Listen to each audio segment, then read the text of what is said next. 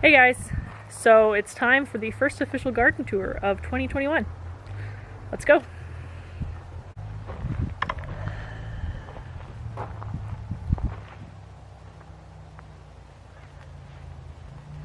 So there's not a lot growing in these beds yet, but as you can see the cucumbers are starting to come up.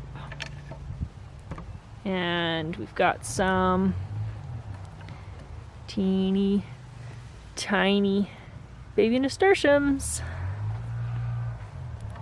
The peppers definitely took a beating in the first storm we had right after we planted, but they seem to be recovering. The corn we transplanted is doing well, and the corn we seeded is coming up as well right beside it. It's looking good. These tomatoes are doing well. There's new growth on these already, and it's nice and green and firm again, so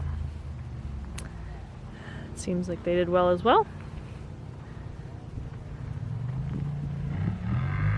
And pretty much all the potatoes are up. There's just a couple of spots where they're just about to break through. And we've got the beans starting to come up. The leeks are doing really well. I've already filled in the holes that I made when I planted them. So they should be at least 3 inches below the level of the soil. That should help blanch them. As you can see, my pelleted carrots are coming up a little bit thin, but I imagine more will be germinating through the season. There's my little extra cabbages.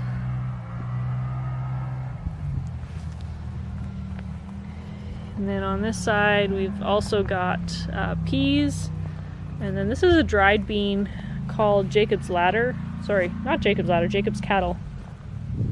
Yeah, and they're doing well. Please excuse the quatters in the field. They seem to think it is their personal playground. Super stoked about the broccoli. I think they'll be starting to make little heads soon. These are broccolini, so they should be making a multitude of small heads through the season. And then you can look at these. So we've got onions, there is long beans across the back of this bed, and then we've got some more cucumbers in here, and they're starting to pop up. So there's one.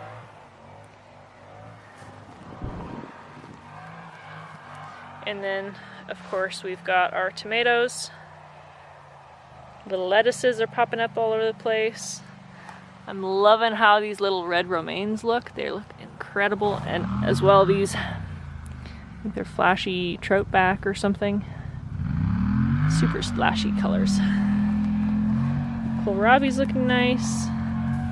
And some more broccolinis on the end.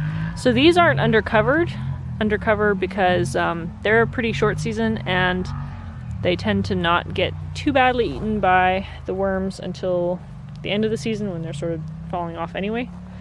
So I'm not going to cover them.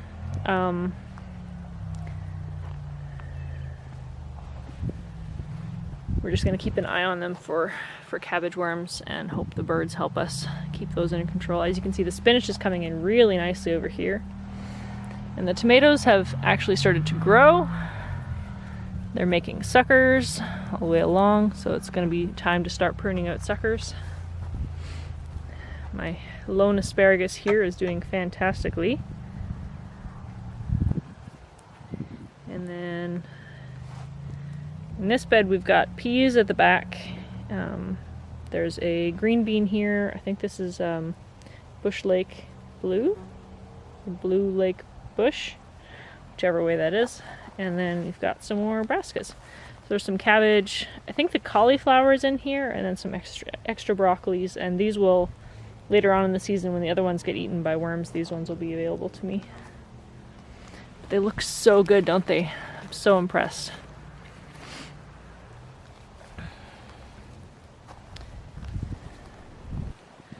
Hopefully I'm not making you too dizzy. And then we've got the lower garden. And it's only being called the lower garden because it is not raised, right? So our onions that transplanted are doing really well. Our beans are starting to pop up on this fence. And we've got some beans on that teepee there, and beets around the bottom. You can see, I mean, there's weeds in there too, but there are beets.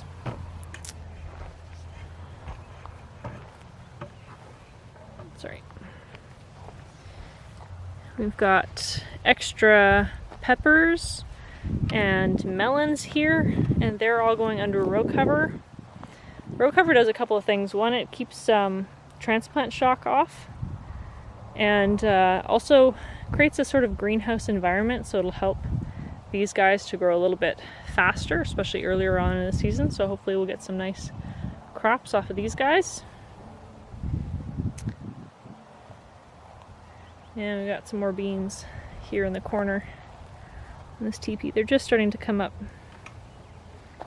I'm not seeing any zucchini yet. And our corn, our sweet corn, is starting to pop up, and they're looking really good. They have shown so much more in the last day. Yesterday you couldn't hardly see them at all. So check that out. Coming up in their rows. And then we've got snow peas on this fence to the northwest of them. That fence is also intended to help protect against any intense wind, so it should help my corn from getting knocked over. And then in this corner again we've got a tripod, and these are sunset runners, and there's some zucchini planted under there as well that haven't popped up yet. And we've got all the rest of the brassicas here. There is a nice crop of peas coming up behind them. And in here we've got our Brussels sprouts, cabbages. I have a couple different kinds. Not sure if the cauliflower is in here or in the other one. But these are looking really, really promising. And these ones are staying under cover to protect them from cabbage moth, which is the white moth that makes the little green caterpillars that'll eat your cabbages. The cover is also to protect them from cabbage root fly. And the root flies lay eggs, and the larvae of those eggs will burrow through the root systems of your cabbages and destroy them from there. So covering seems to be the best way to deal with both of those problems at once. And it's certainly making a beautiful crop. Look at these. Gorgeous. And then again on that teepee at the front we've got more scarlet runners, and I think that's the turnips. And then in the center of the garden we've got our 4 tomatoes. Oh, one of them got knocked out of its home, looks like. And then around the tomatoes we have cutting flowers. Some of them got transplanted and died, so I went ahead and reseeded some of them yesterday. But overall, it's looking pretty good. I just got to keep on top of weaving these guys into their towers so that they don't do what this guy did and flop over.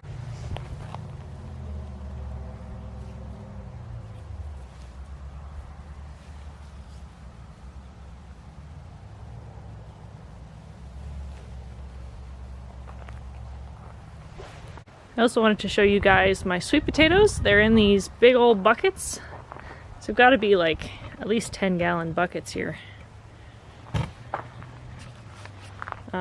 And you might be wondering what these are. These are cozy coats. They're actually filled with water, and they're just little teepees. I'll show you guys a look inside. So in here, these guys are protected from the cold weather in the spring. It also protected them from some of the hail that we got. with the extra heat that this little greenhouse provides, they should get going even faster than usual. And got something else to demonstrate just how good a job Cozy Coats can do. So if you recall, we had some artichokes and they got transplanted out here. So 2 of them got transplanted just into the bare ground, and 2 of them got transplanted into Cozy Coats. They were transplanted at the same time. They were otherwise treated identically. I ended up giving them all a chill period in the fridge because the outdoor temperature just wasn't consistent enough. So they all had 2 weeks in the fridge, and they were planted at the same day, have been watered the same, and that's just the difference that a Cozy Coat can make.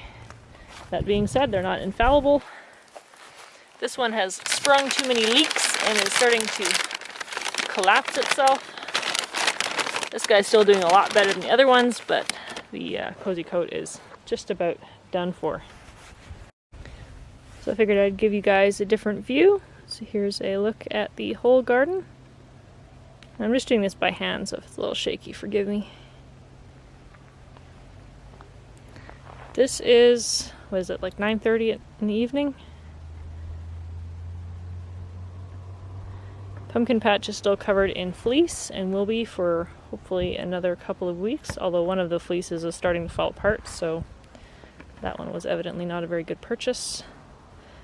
Planted a couple extra raspberries, some more plants around the pavilion, the pagoda there. I don't really know what to call that thing. Mosquitoes are starting to get thick enough to eat by accident. And then the bank around our sunken patio has all been planted in with flowers. And as you can see, they're starting to slowly recover and fill in their spots. It's been really hot and dry, so it's taken a little bit of time. But they are starting to grow. And I also wanted to show you one of my first perennial beds. These are all from last year. Nothing got planted in here fresh. There's a beautiful iris blooming there. And I'm really pleased with how this space turned out. The irises had been from divisions. The lilies over here were from divisions. All of those lilies got planted last year from rootstock that looked like it was not going to survive. And all the delphinium were seedlings last year, and they are looking so good at the back of the bed. And at the front here we have, this is a dwarf dianthus, and then we've got some betony here as well. So that's looking absolutely beautiful. But our clematis is beginning to bloom. It's actually been in bloom for better part of the week already, and I don't think any of these flowers are fully opened yet,